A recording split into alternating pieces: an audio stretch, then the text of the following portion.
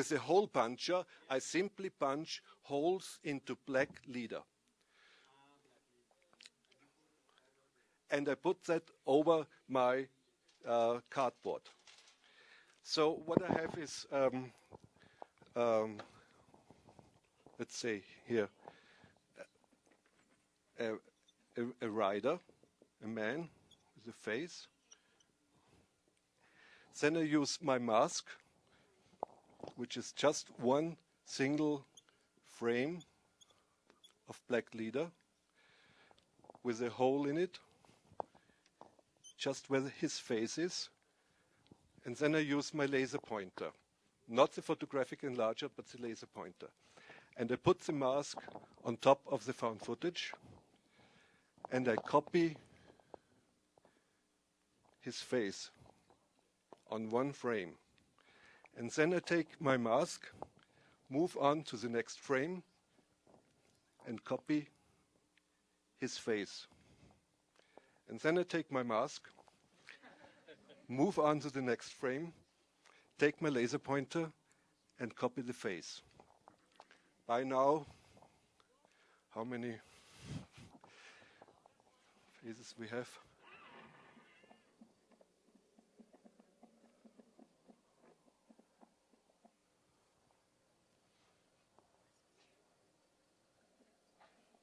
Just to be fair. I mean, now we have 4 masks, for example.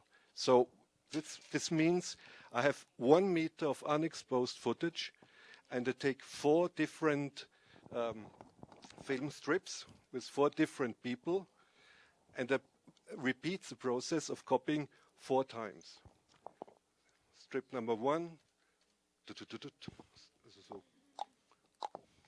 strip number 2, number 3, number 4. Did that answer your question? Sorry? The question is, how do I prevent the light from my laser pointer of exposing the next frame? It simply doesn't expose the next frame. It's a very pointed light, and I can direct it onto whichever part I want to copy, and it won't affect even the neighboring parts within the same frame.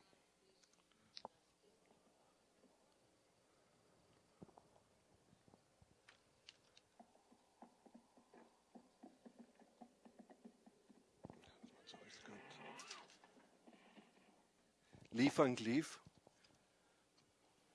And now the dramatic opening, which I created with several punch holes. These are many individual masks.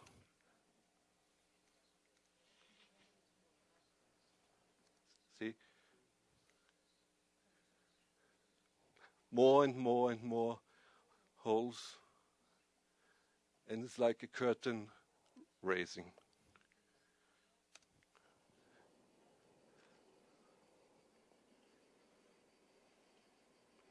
You again, the audience, watching and ready to torture the main actor. This is our main actor, Tuko Eli Volos, being watched by the audience, which paid to see him tortured. All of these sequences are taken from completely different parts of the original film. Looking to the left, now here to the right, back to the right. Headhunters, by the way.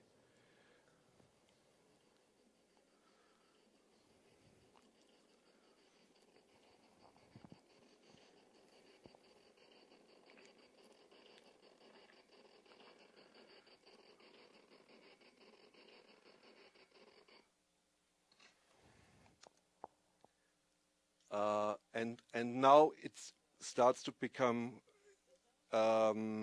meta-cinematic, so to speak.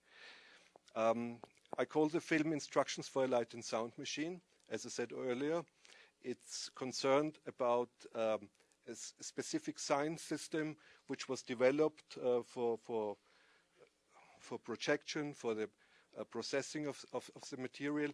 But I also regard the individual frame as a kind of a instruction for cinema. It's a single frame, it runs through the projector, it comes through the gate, it's show me. Instruction means show me. And now I want to show the single frames of which a film is composed.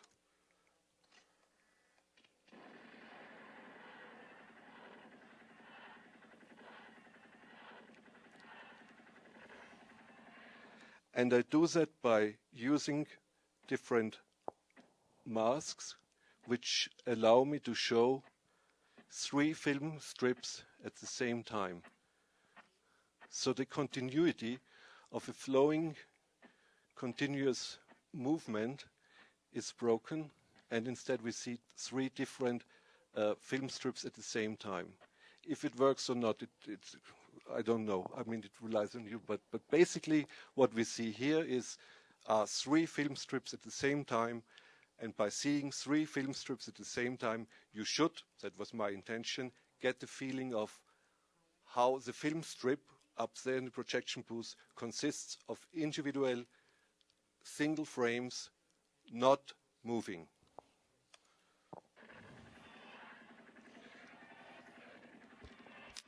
And of course, we have the connection between shooting a film and shooting. We hear the sound of a camera taking picture, still pictures. It's an analog photographic camera, not a movie camera. And we see the guy shooting.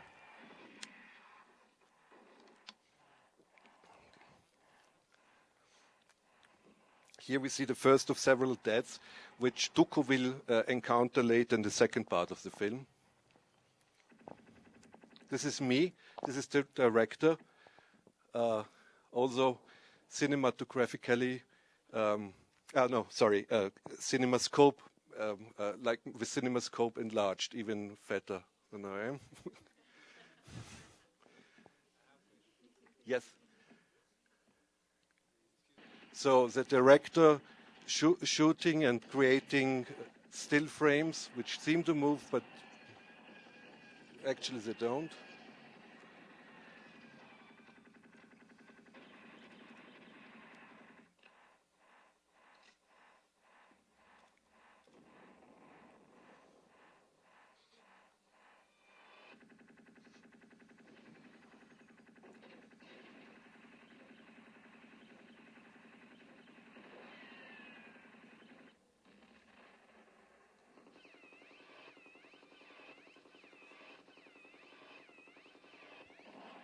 I'll move on a little bit quicker.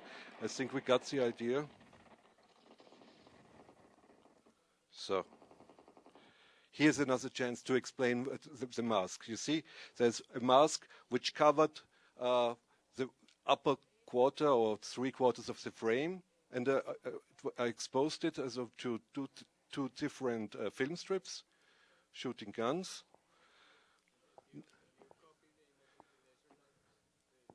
No, in that case, I do not use the laser pointer.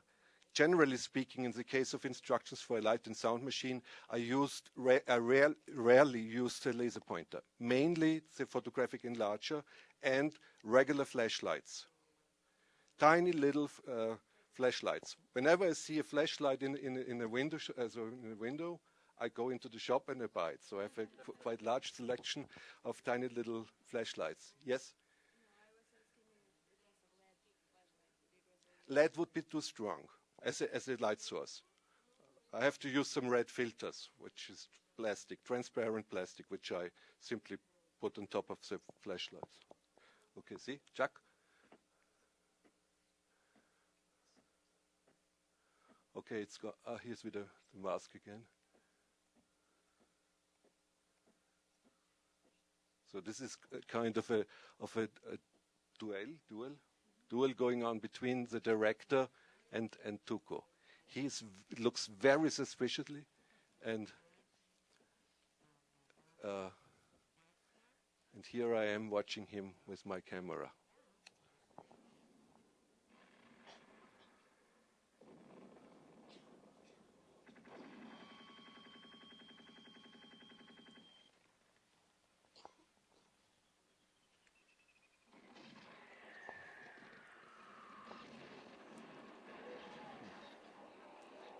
different masks to create different rhythms.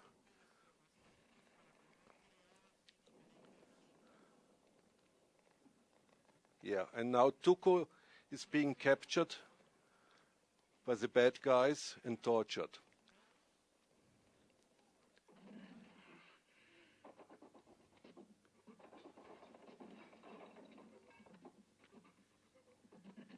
Here tried to print a copy his teeth and his mouth open over his eyes, so to remind us of the greedy eye of the audience who wants to see.